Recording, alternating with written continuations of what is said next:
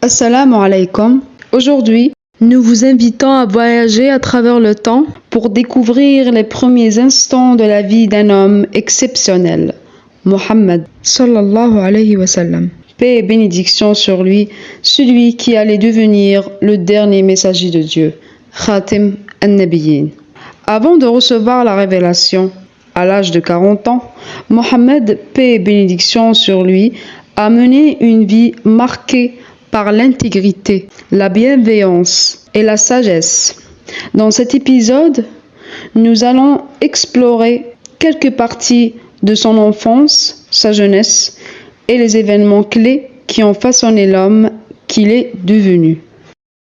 Nous continuerons la suite dans d'autres épisodes bi'idhnillahi ta'ala.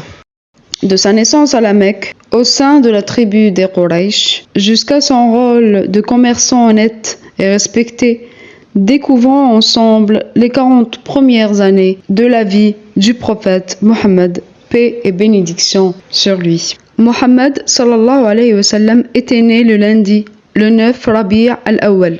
Il y a ceux qui disent le 12, l'année de l'éléphant, et après 40 ans du règne de Anushirwan sur Kisra. Et cela correspond au 20 ou 22 février de l'an 571 après Jésus-Christ.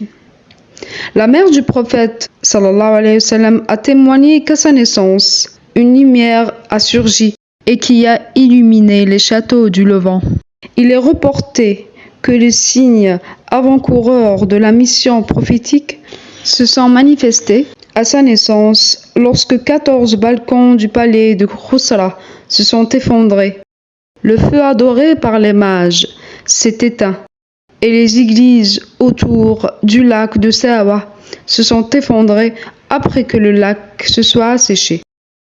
Amina, la mère du prophète sallallahu alayhi wa sallam, a envoyé à Abd al-Muttalib, son grand-père, pour lui annoncer la naissance de son petit-fils.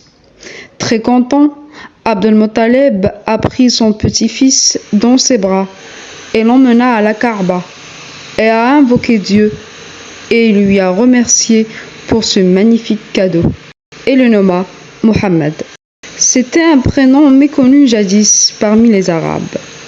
Il a été circoncis après une semaine de sa naissance, comme les Arabes faisaient à l'époque. La première femme qu'il a allaitée après sa mère était Thuwayba. C'est celle qu'a allaité Hamza ibn Abd al-Muttalib, son oncle, avant lui, et a allaité après Mohammed sallallahu alayhi wa sallam, Salama ibn al-As'ad al-Makhzoumi. Parmi les traditions des Arabes, il était habituel de chercher des nourrices pour leurs enfants car ils pensaient que cela renforcerait leur corps. Abdul Muttalib ne faisait pas exception. Il lui a choisi une femme de Banu Saad, elle s'appelait Halima. Halima as-Saadiya va nous raconter les bénédictions qu'elle a reçues en allaitant Mohammed sallallahu alayhi wa sallam. Ibn Ishaq nous rapporte que Halima racontait qu'elle était partie avec son mari et son fils qu'elle allaitait, accompagnée de femmes de sa tribu, de Banu Saad, Ibn Bakr, pour chercher des nourrissons à allaiter. Elle disait « Nous n'avons rien laissé derrière nous ». Elle ajoutait « Je suis partie sur une ânesse blanche accompagnée d'une vieille chanelle qui ne produisait plus de lait. Et nous ne dormions pas de toute la nuit à cause de notre bébé qui pleurait de faim. Il n'y avait pas assez de lait dans mes seins pour le satisfaire, ni de lait dans notre chamelle pour le nourrir. Mais nous espérons la pluie et la délivrance. J'étais partie sur mon ânesse tellement affaiblie et maigre qu'elle fatiguait la caravane. Une fois arrivés à la Mecque, chacun de nous s'est vu offrir le prophète sallallahu alayhi wa sallam, mais toutes le refusaient quand on leur disait qu'il était orphelin. Et cela parce que nous espérions recevoir des bienfaits de la part du père de l'enfant, alors nous disions « Un orphelin, que peut faire sa mère et son grand-père ?» Nous le refusions donc pour cette raison. Il ne restait plus une seule femme avec moi qui n'avait pas pris un nourrisson, sauf moi. Quand nous nous préparions à partir, j'ai dit à mon mari « Par Dieu, je déteste retourner sans avoir pris un nourrisson alors que toutes mes compagnes en ont pris un. Je vais aller prendre cet orphelin. » Il m'a répondu, fais-le, peut-être que Dieu mettra une bénédiction en lui pour nous. Je suis donc allé le prendre et la seule raison pour laquelle je l'ai pris, c'était parce que je n'avais trouvé aucun autre enfant.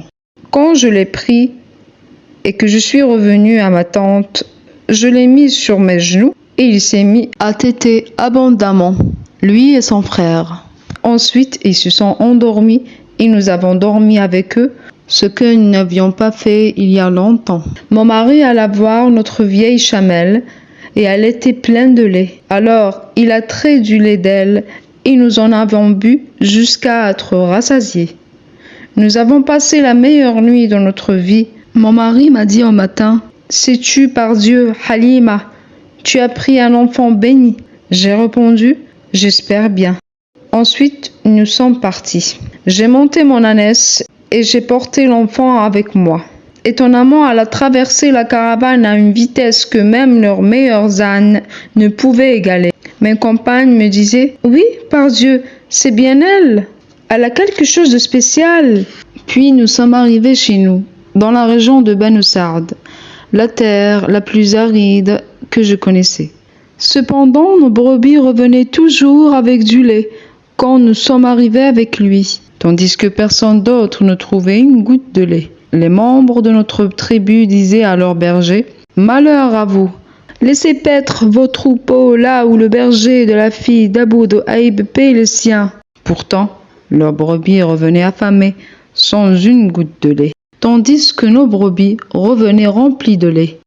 Nous continuons à voir les bénédictions et les bienfaits de Dieu jusqu'à ce qu'il atteigne ses 2 ans et soit sévré. Il grandissait d'une manière qui ne ressemblait pas aux autres enfants. Avant même d'avoir 2 ans, il était déjà robuste. Nous l'avons donc ramené à sa mère, bien que nous voulions qu'il reste encore avec nous. Nous avons parlé à sa mère et je lui ai dit, « Si tu laissais mon fils chez moi jusqu'à ce qu'il devienne plus fort, car je crains pour lui les épidémies de la Mecque. » Nous avons insisté jusqu'à ce qu'elle accepte de le renvoyer avec nous. Nous touchons la fin de cet épisode.